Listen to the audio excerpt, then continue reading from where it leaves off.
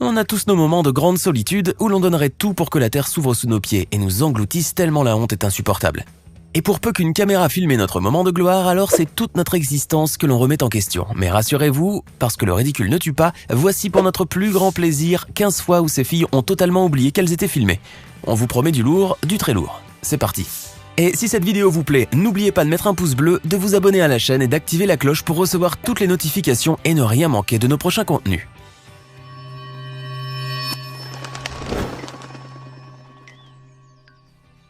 Lorsqu'on a dit au coiffeur de cette émission de faire au mannequin turc Ilayda une coiffure à tomber, ce n'est certainement pas au premier degré qu'il devait le prendre. Cette émission de divertissement diffusée à la télévision turque a pour concept de mettre au défi des coiffeurs et des stylistes de transformer l'apparence de leur modèle face à 3 jurés. Et le mannequin turc Ilayda en a malheureusement fait la douloureuse expérience. La jeune femme qui était invitée sur le plateau a laissé sa longue chevelure entre les mains expertes d'un coiffeur qui lui a coupé la moitié de la longueur en direct à la télévision. Ce à quoi Ilayda n'était visiblement pas préparée. Cette dernière s'étant rendue compte qu'elle avait perdu 30 cm de cheveux en un coup de ciseau, s'est aussitôt mise à pleurer devant les caméras. Elle a ensuite enlevé sa blouse pour se diriger vers la sortie du plateau avant de tomber dans les pommes dans les bras de l'animatrice qui la poursuivait. Après la diffusion de l'émission, plusieurs internautes ont commenté la réaction de la belle brune qui a été jugée légèrement excessive. Même si l'action était faite pour une bonne cause. Les cheveux coupés étant destinés à la fabrication de perruques pour personnes atteintes de cancer. Le mannequin n'était pas prêt à donner autant de sa personne. Bon, en même temps, pour arriver à avoir une longueur pareille, elle a dû attendre des années. Il y a vraiment de quoi s'arracher les cheveux. C'est très connu, passer sous une échelle peut porter malheur. Eh bien, on dirait que monter dessus peut également vous faire porter la poisse. Mardi 4 novembre 2014, lors de l'émission de télévision Antena Stars en Roumanie, le présentateur Mihai Morar a eu l'ingénieuse idée de grimper sur une échelle tenue par 2 femmes. Non que je sois macho ou que je doute de la force des femmes, loin de là. Mais pour le coup, il faut croire que l'animateur l'avait quand même bien cherché ce jour-là. D'ailleurs, l'échelle glissera et cédera sous le poids de Mihai Morar, qui visiblement avait quelques kilos à perdre. Ce dernier s'écroule sur le plateau couvert de honte et les femmes, elles, n'avaient qu'à refaire leur coiffure, sinon rien de très grave. Le ridicule ne tue pas, mais la chute aurait pu. Heureusement, plus de peur que de mal.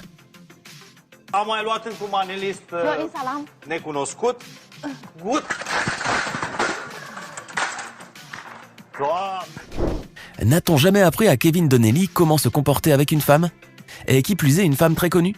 En tout cas, il s'est pris une tarte monumentale et il l'avait bien cherché. Le journaliste Kevin Donnelly devait interviewer la célèbre actrice Kristen Bell pour le média de divertissement The Fix, à l'occasion de la sortie du film The Boss, où elle tenait le rôle principal. Petit hic, le journaliste semblait ce soir-là être un peu trop éméché, ce qui n'a pas échappé aux yeux des caméras. Pendant qu'il interviewait l'actrice, Kevin, tenant difficilement debout, heurtait le visage de la star avec son micro à plusieurs reprises, un peu comme s'il le faisait exprès. Agacée, cette dernière se retourne pour partir, mais Donnelly la rattrape en lui adressant de grotesques « Wow, bébé, attends !» L'interprète de Véronica Mars, poussée à bout, ne réfléchit pas longtemps avant de balancer sa main en direction de Kevin Donnelly pour le gifler. Kristen, choquée par sa propre réaction, s'en va, le laissant ivre-mort par terre.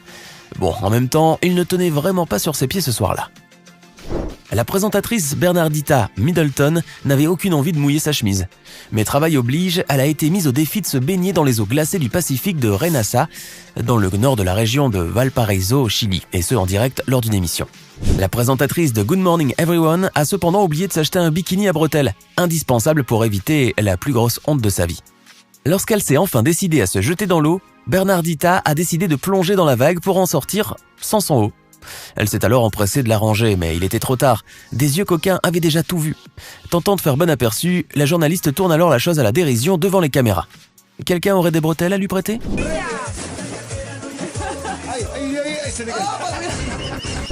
Si vous souhaitez avoir des conseils pour un moment de gêne maximal, demandez à Maggie de Bloch. Dans cette séquence, la ministre fédérale belge participait à une séance de la Commission de la Santé et de l'Égalité des Chances par visioconférence. Mais elle avait cependant oublié que dans visioconférence, il y avait surtout visio. Les sérieuses discussions de cette réunion tournaient autour du sujet principal qui était la pandémie du coronavirus, faisant intervenir différents acteurs depuis leur domicile. Vu l'importance et la richesse des débats, la séance de la commission avait été transmise en direct sur la chaîne d'information en continu LN24. Bien que le sujet était assez préoccupant, une séquence a néanmoins attiré l'attention de tous et a créé par la suite un énorme buzz sur la toile. Maggie de Bloch, qui avait omis le fait qu'elle était en direct, s'est mise à se gratter le nez avec insistance et de manière grossière. Inutile de mentionner la ruée de commentaires que cela a engendré par la suite. Et oui, voilà ce qui arrive lorsqu'on travaille affalé sur notre canapé, on ne sait plus où donner de la tête, ou du doigt. Lorsqu'on sent une bête se faufiler sous notre robe, qu'est-ce qu'on fait? Eh bien c'est simple, on l'enlève. Et la peur nous fait très rapidement oublier tout ce qui se passe autour de nous, au risque même de nous ridiculiser. La preuve en image avec cette présentatrice d'une émission diffusée à la télévision roumaine. En effet, même si on est sous les projecteurs et face à la caméra d'une émission de grande audience, rien ne peut nous arrêter. Et ce n'est pas l'homme qui lui vient en aide qui se plaindra d'avoir jeté un œil au-dessous de la belle présentatrice. La pauvre présentatrice a dû par la suite essuyer les reproches des téléspectateurs qui ont clamé avoir été choqués par ce qui se passait à l'écran. Les arachnophobes auraient certainement mieux compris.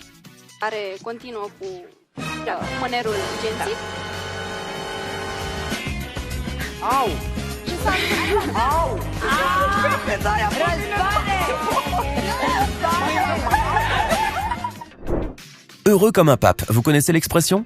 Mais être heureux et pape n'enlève cependant au pape François sa condition d'humain. Et il n'a pas manqué de le montrer face à la caméra lorsque une femme lui a violemment retenu la main et l'a brutalement attiré vers lui. Pour s'échapper, il a été forcé de taper sur la main qu'il tenait, comme on le ferait à un enfant. Après ce geste, on peut voir la colère sur le visage du pape François, ce qui est totalement normal. Non mais oh, on peut tout demander au pape, mais bon, il y a des limites quand même, et une manière de le faire. Mais heureusement, la femme réprimandée ne semble pas lui en tenir rigueur et continue à le regarder avec ferveur quand le pape reprend son avancée. Il n'est pas rare que les présentateurs de la météo soient confrontés à des situations embarrassantes en direct pendant leur bulletin. Un micro qui se coupe, une chute, un fou rire incontrôlable, et quand ça arrive, on essaye de garder le contrôle de la situation parce qu'il ne faut pas oublier que la caméra est toujours allumée. Chose qu'a visiblement oublié la présentatrice de ce bulletin qui a reçu une visite quelque peu particulière. En effet, pendant qu'elle présentait sa météo, un corbeau a atterri pile en face de la caméra, cachant aux téléspectateurs ainsi qu'à l'animatrice tout l'écran. Bon, disons que jusque-là, ce n'était pas de sa faute, mais le problème, c'est que la femme semble avoir tout d'un coup oublié ce qu'elle était en train de faire. Elle a commencé à imiter l'oiseau et à s'amuser de la situation, oubliant totalement que tout un pays avait les yeux rivés sur elle. Quelque chose me dit qu'elle a dû perdre son travail après ça. Après tout, ne dit-on pas que le corbeau est un oiseau de mauvais augure? Ah, what should I do? Oh, He's got you. come back. Kiss him. This is good stuff. Lors de la Coupe de l'Euro 2012, une femme faisant partie du groupe féministe Femen en Ukraine a profité de la présence de la compétition se trouvant à Kiev pour accéder à la coupe, dévoiler sa poitrine et faire beaucoup de tapage par la même occasion. La militante s'est en effet approchée seins nus pour se saisir de l'objet avant d'être rapidement maîtrisée par les agents de sécurité. Les Femen avaient quelques comptes à régler avec l'UEFA, à qui elle reprochait sa passivité dans le combat contre le tourisme sexuel, allant même jusqu'à dire que l'UEFA encourageait le tourisme sexuel du pays en organisant une compétition qui rassemble les supporters de 15 pays. Mais bon, la tenue n'était pas tout à fait adéquate pour ce genre de règlement de compte. Celle-ci avait sérieusement besoin qu'on lui remonte les bretelles.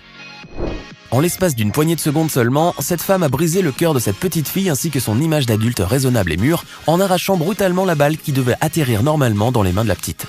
Un geste pas vraiment sportif si vous voulez mon avis. Rassurez-vous cependant, l'équipe qui animait l'événement est rapidement allée voir le père de la fillette pour lui offrir une balle du match en consolation. Callan Houston, there's a foul ball for her. Oh.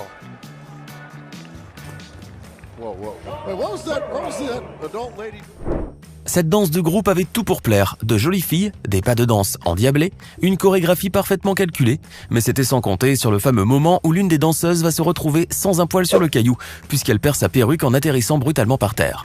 C'est tellement hilarant que c'est à n'en oublier le grand écart plein de grâce qu'elle a réalisé. Un pas de danse pour le moins décoiffant.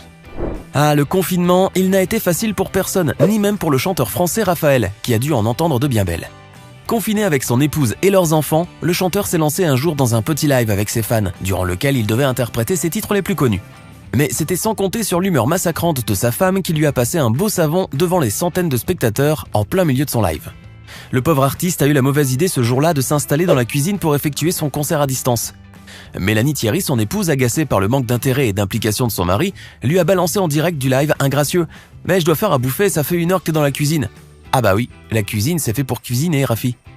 Terriblement gêné, le chanteur tourne la scène à la dérision, ravale sa fierté et joue quand même 2 petites chansons avant de dire au revoir à ses fans. La légende raconte qu'elle est toujours en train de l'engueuler à l'heure qu'il est. Je vais la remettre sur Instagram. Là, je suis en direct sur un truc Facebook. Arrête de m'interrompre. Attends, je peux commencer. Bah ouais, mais c'est pas 1 heure, t'es dans la cuisine, je vais faire à bouffer. J'en ai pas pour longtemps. Je crois pas. Vous me laissez 2 chansons, juste 2 chansons. Qui a dit qu'être blogueur n'était pas un métier à risque? En tout cas, ce n'est pas Natalia Mogollon qui vous dira le contraire. La streameuse plus connue sous le nom de Twitch Alinity n'a pas fini de faire parler d'elle. Il ne se passe pas un mois sans qu'elle ne fasse la une des médias pour une gourde monumentale réalisée face à la caméra. Auteur de grands scandales, Natalia a été critiquée à plusieurs reprises pour ses comportements déplacés. Comme par exemple la fois où elle a jeté son chat par-dessus son épaule en plein direct. Ou encore cette fameuse séquence où elle a été encore plus loin en dévoilant rien de moins qu'un sein en face de la caméra, alors qu'elle voulait introduire un oreiller sous sa robe un peu trop moulante à mon goût. Bien sûr, tout porte à croire qu'il s'agissait d'un malencontreux accident. Du moins, c'est ce qu'elle a affirmé pour sa défense. Cependant, la Miss a tout de même essayé de supprimer la vidéo avant que celle-ci ne circule. Mais bon, trop tard, le mal était déjà fait. Ah, les joies du direct. En 2014, c'est la ministre italienne Maria Elena Boschi qui a été sujette à un grand buzz médiatique. Fraîchement nommée ministre des réformes constitutionnelles et des relations avec le Parlement au sein du gouvernement de Renzi, l'avocate et députée italienne de 33 ans aurait fait, selon les photos de la cérémonie officielle de la signature de son serment ministériel, une apparition très sensuelle. En effet, selon les clichés, la jeune femme aurait dévoilé ses dessous, un joli string pour être plus précis. Ce dernier aurait dépassé de son pantalon bleu électrique au moment où elle s'était penchée sur la table pour la fameuse signature. Et c'est sûrement avec stupéfaction que la ministre a dû découvrir que cette photo dégradante avait fait le tour du web. Avec stupéfaction car il n'en est rien. En effet, la belle brune avait été victime d'un canular réalisé par un anonyme au goût très douteux. Il s'agissait en réalité d'un photomontage déshonorant mais tellement réussi que tout le monde, y compris les médias, est tombé dans le panneau. Devenue rapidement un véritable phénomène viral, la photo a été partagée des milliers de fois sur les réseaux sociaux, y compris en France où de nombreux internautes se sont amusés de la politique à l'italienne. Plusieurs médias ont quant à eux tenté de rétablir la vérité en publiant la véritable photo de Maria Elena Boschi, qui soudainement perdait tout son intérêt. Pour sa part, la ministre qui a déclaré lors d'une interview qu'elle voulait être jugée sur les réformes et non pas sur les formes, ne s'est pas étendue davantage sur le sujet. Alors que pensez-vous de ces 13 moments de grande solitude? Lequel vous a le fait plus rire? Dites-nous dans les commentaires la séquence que vous avez préférée.